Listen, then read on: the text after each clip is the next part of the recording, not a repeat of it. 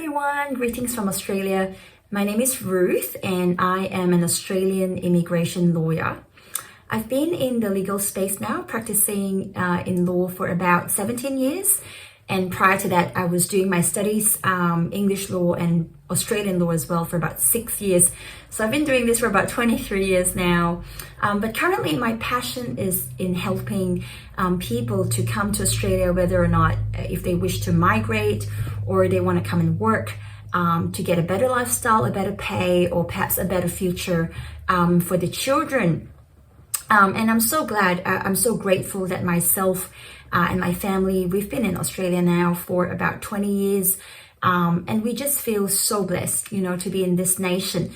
So I hope that the contents of this video today is going to be able to help you understand the migration process a little bit. It's going to be not a very long video, but I'm going to focus on skilled migration today and work visas. So specifically for those who are skilled, if you are a trades worker or if you're a professional of some sort, this video could be applicable to you. And I feel like the reason that prompted me to do this video at this time is because we've been getting a lot of queries, especially from Dubai. Not necessarily people who were born in Dubai, but more so people who are currently working in Dubai, but you're not a citizen of Dubai and you're thinking of perhaps relocating to another country to provide for your family or for the better future of your children. And I'm just gonna try and make the contents of this video fairly general. So even if you're not currently working or living in Dubai, if you're currently a skilled professional or trades worker in a different nation, the information in this video is going to be fairly general. So I feel like it's going to be able to give you some information, I suppose, and guidance as to where to start if you were to look at relocating to Australia. So let's get started. Liability clause. So please do not treat the contents of this video as legal advice because we assess each case on a case-by-case basis. However, I do trust that the contents of this video will add value to your Australian visa pursuit. And at the end of this video, I'll also provide our firm's contact details here in Australia. So if you want to get a specific assessment for your case or your family's case, just shoot us an email and you can book in for a private legal consultation with myself, okay? So generally speaking, the Australian immigration system is actually one of the most interesting system in the entire world because we actually have a minimum of 200 visa types, okay? And within those visas, there's different types of visas within those visas. So if you wish to migrate to Australia, then you actually need to find a model that fits right into your situation, including, for example, a visa that would match perhaps your skills, your work experience, your age, your English proficiency, etc. So essentially, because of the very complex nature, we actually help our clients figure out the best pathway for them so they can sort of fit right into the model. And if they don't, what are some of the other things that they could do that could lead them to be able to fit in with the Australian migration system. Okay, so yes, whilst it is one of the most complex immigration systems in the world compared to other countries, I do personally believe that if you get the visa, if you get to migrate, it's worth it. It is worth it. I've been residing here for about 20 years now, and I have traveled to the different nations, to Asia countries, to Africa. And I feel like at the end of the day, Australia is home. Like everything is just better here because the air is just fresher. I feel safer. The sun literally shines brighter, like literally. And I also feel like this is a nation where if you're willing to put in the effort, like if you're willing to work, right, and improve yourself, you will make it. And I also feel like it's a great place to raise children. because the children, if they're permanent residents here or Australian citizens, they will be given opportunities. For example, Australian citizens will get to go to university. So let's say if you migrate here and your kids eventually become an Australian citizen, they'll get to go to university for free. And well, not technically free, but it's called the HEX program, where, you know, they'll be able to go to study without having to pay a single cent. And then in the future, if they were to start making X amount of money in the workforce, then they can pay the government slowly. But if they never work, then they may not actually have to pay the government back, you know. So we are a very blessed nation. Plus, we actually get free healthcare for our citizens and permanent residents. And it's just a wonderful place, you know, to build your family. All right. The other thing I wanted to add before I go into the technical side is if you are successful in your personal migration, for example, if you come and you migrate, right, and you bring your spouse or your children, eventually it could actually be a little bit easier for your family, such as your siblings or your parents, to actually come over, whether on a temporary migration or permanent migration. So essentially, if you come to Australia, you're breaking the ground, you know, you're putting a stake here in Australia and saying, this is my nation, but it's eventually going to make things a little bit easier as well for your family. Okay. As mentioned previously, there are more than 200 types of visas, but today I'd like to focus on the visas you can get if you are a skilled worker, such as if you are a professional, like for example, if you're an engineer or an accountant, or you're in IT, or if you're in the medical profession, or if you're a trades worker, such as a mechanic and carpenter, a welder, etc. And you'll be interested to know that some of the trade workers actually get paid even more than, for example, I'm a lawyer, right? I've seen mechanic, you know, if they're out in the mines, or a welder, they get paid more than me because of the demand, right? So where there's a demand, the prices actually go up. So it's a great country to be in. But for most skilled workers, the cut-off age for permanent migration is generally 45 years old, unless you fall under a specific visa category or exemption rule. So if you are, you know, nearing the 45 mark, or if you're in your early 30s or late 30s, and you've got some experience down your sleeve, you've got some qualification, you could consider skilled migration.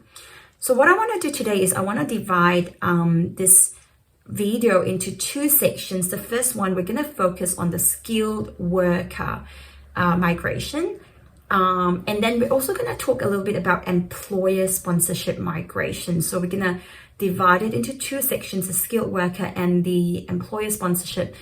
And the reason is because with the skilled worker migration, the current system is fairly competitive in that generally you have to submit what we call an expression of interest, and you sort of have to compete with, say, if you're an accountant, you're going to have to compete with all the accountants who have submitted an expression of interest, and then you have to like be invited to apply. Whereas for the work sponsored migration, if you are able to find an employer who's willing and able to sponsor you, the process could be a lot faster and a lot more streamlined. And then when you get here, you'll be able to then look at the skilled migration option. So we're going to look at both sides today, starting with the skilled worker.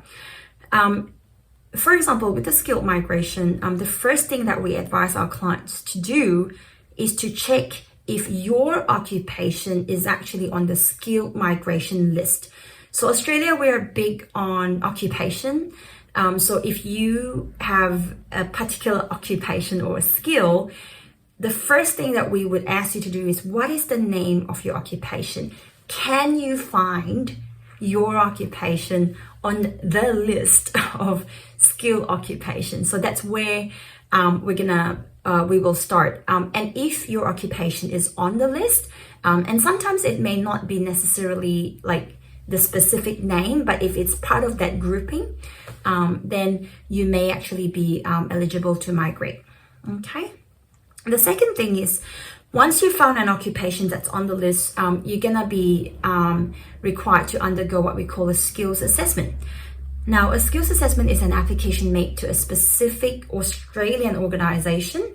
And most of the time you can actually do this online, and our firm actually helps with skills assessment depending on what your occupation is. Basically, it's a recognition that you get from an Australian organization to say that your skills and experience matches with or is comparable to the Australian standard. And after you get that piece of paper to say, yep, what you've got from overseas is actually comparable or it matches with Australia's standard, you can use that outcome to then apply for the visa. So essentially, the skills assessing authority is not the Australian immigration itself. It just depends on the occupation. For example, I'm a lawyer. So in Australia, if you want to assess to become a qualified lawyer, you have to go through the law society of the particular state in which you want to migrate to. We also have clients who are nurses, for example, or doctors. So they go through the Medical Board of Australia or APRA. And if you are like, say, a mechanic or welder, you go through Trades Recognition Australia. So they're all a little bit different depending on the occupation, okay? For skill migration, there are three famous types. The first one is 189, which is skill independent visa. So there's numbers. So 189, skill independent visas. And then there's also 190 and 491, which are the sponsored visas by the state government, or 491 specifically for family migration if you've got family here. So for all of these visas, whether it's a 189 or a 190 or 491, you actually need to meet the skills assessment requirement, most of the time English requirement, unless you're exempted. But most of the time, even if you're exempted, even if you hold, let's say, a UK passport or a USA passport, we might still get you to do an English test because you can actually claim up to 20 points, right? To be a bit more competitive.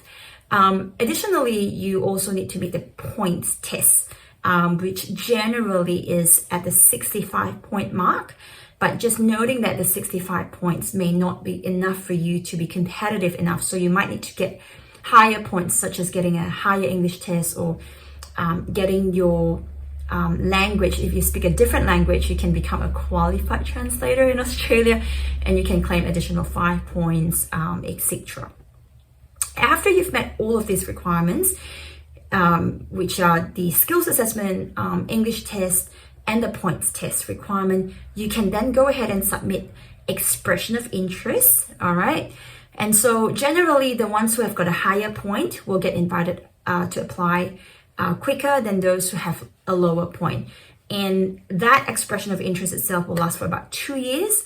And if within those time frame you don't get an invitation, you're going to have to put in a new expression of interest, which is why we are very big on trying to get your points up. If you've already submitted an expression of interest and you're kind of stuck, just contact us, shoot us an email, and we can have an assessment to see how you can sort of get your points higher. The other reason why not everyone gets invited is because of a quota system. So basically, every financial year, the government plans the migration quota because they don't want to let, too many people into the country. So they come up with a quota and they say, okay, this year we're going to have X number of migrants who would come in. And out of these, we're going to allocate, say, 20% to, work-sponsored visas, 20% for skilled migration, and then 15% to, say, family migration for parents or partners of Australian citizens, etc. That's an example only, not the specific statistic. But because of the quota, some people, even if you've, say, got 80 points, and you're waiting 3-6 months and you go, oh, there's no invitation.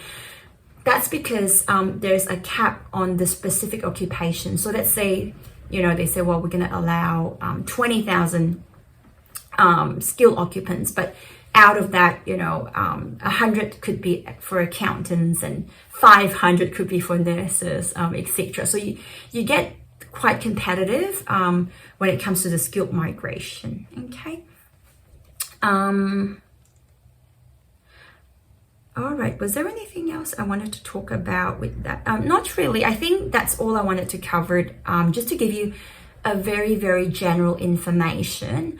And I guess, yeah, if you've sort of done your research and you're just not too sure where to go, which pathway to pursue, just give us an email and book in with myself, and I'll be happy to run through your eligibility with you. I'm not going to talk about the next pathway to migration, which is employer-sponsored visa. Now, if you have a skill, right, and as I mentioned earlier, the most important thing is to find out if your occupation is on the skilled migration list, right? Now, in the same way, just as how the skilled migration has its own skill occupation list, the employer-sponsored pathway has its own specific employer-sponsored list. So essentially, the first thing that we'll get our clients to do, or what we do for our clients, is to find out what is your occupation. Is it on the list? Because if it's on the list, then we can start talking and say, okay, what's the next step to do?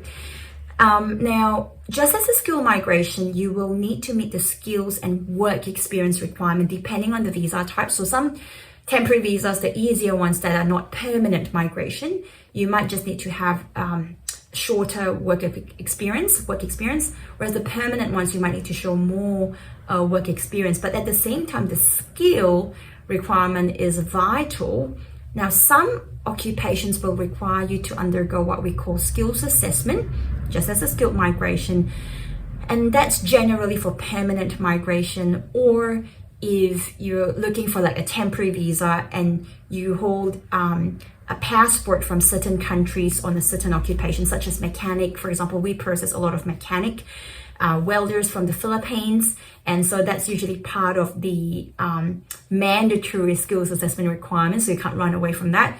So that takes time. But let's say if you're from the UK or the US or Ireland, or some other nations like a European nation like Germany or France, for example, and you may actually not need to go through skills assessment. So for example, if you are an engineer or an accountant, for example, you may not actually need to go through skills assessment if you're looking at coming to Australia first on a temporary work visa. And the temporary visas are quite famous and streamlined. A lot of employers will be more willing to actually sponsor you on a temporary visa, just because the processing time is faster and you usually could get here within a shorter time frame rather than the permanent ones, which could take, a longer time, because by the time the employers submit their application, their sponsorship paperwork and apply for your visa, and if they have to wait more than a year, they'll be like, oh my goodness,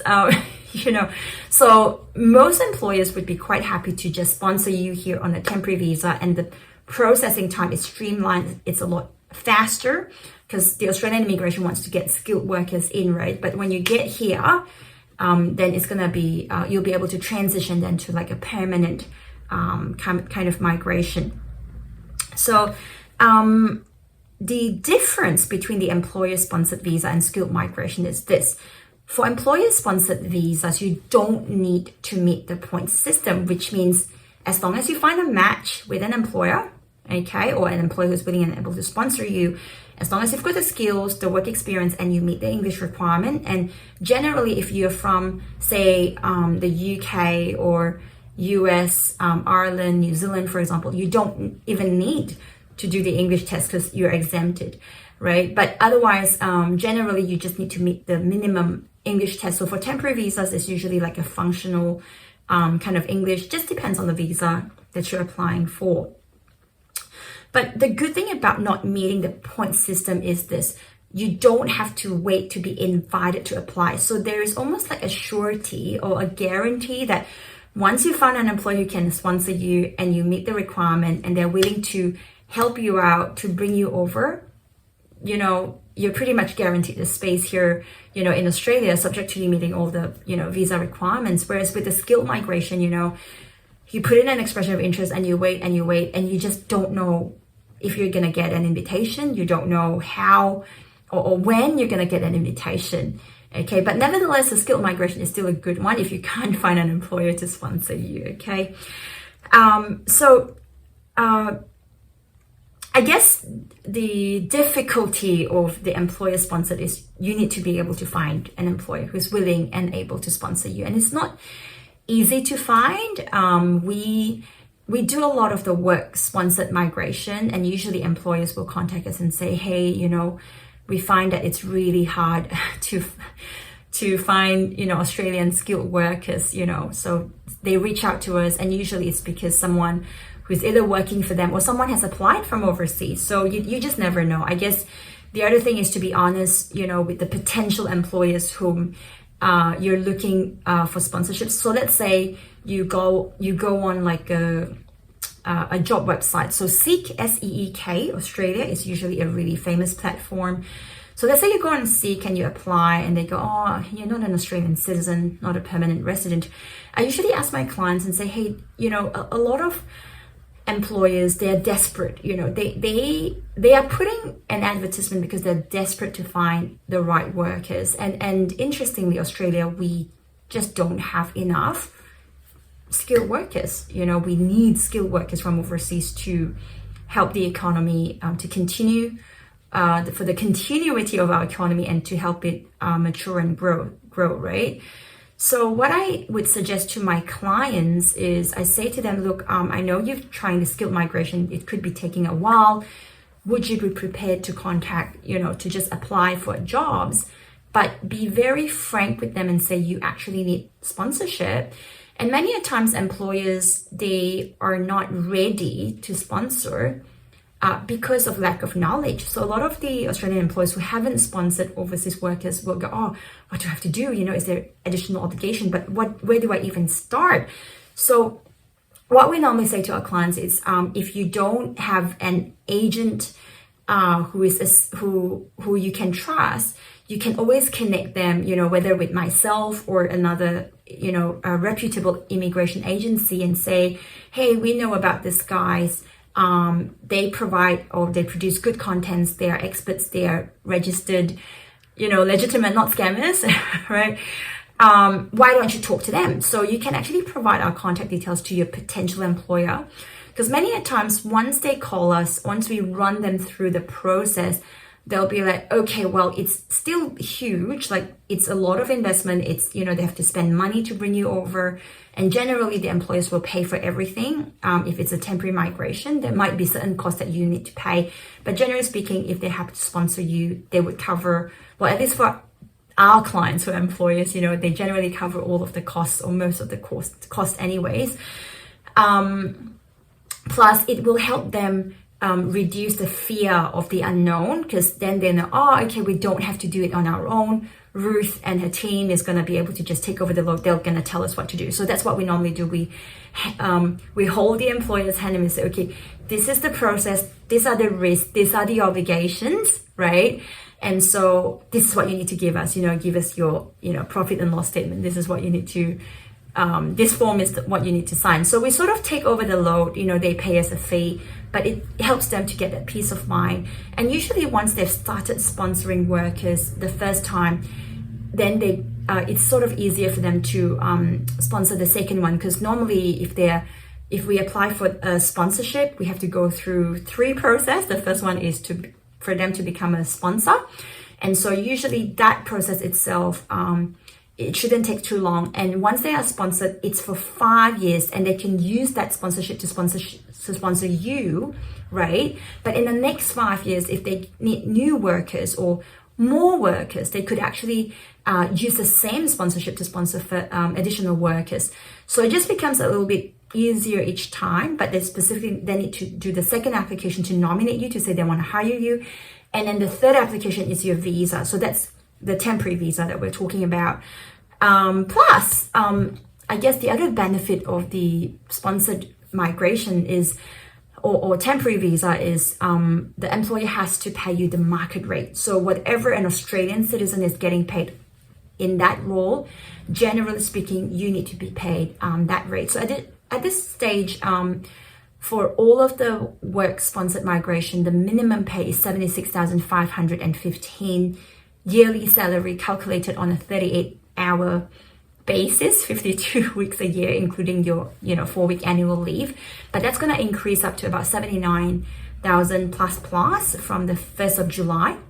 However, if you are, say, a professional, or you're in a mining industry, or your occupation, generally, if let's say, people get paid way higher than that, say at 120 grand a year for an Australian, then you need to get paid the 120, and that's what your employer is going to insert at the time they nominate you.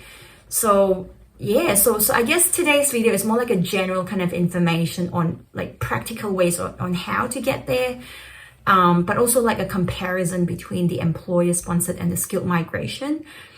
Sometimes our clients would actually just start with a skills assessment, because with skills assessment, it helps with all sorts of visas. And with that, you'll be able to then take it further, whether or not you want to continue on the skilled migration pathway, or if you want to sort of try and explore connecting yourself to an employer in Australia who might be willing and able to sponsor you. Okay. Yeah, I think that's all I wanted to say in this video. So if you're a skilled worker, if you would like a better opportunity for yourself or for your family or for the kids, just reach out to us, and you can book in with myself for an assessment.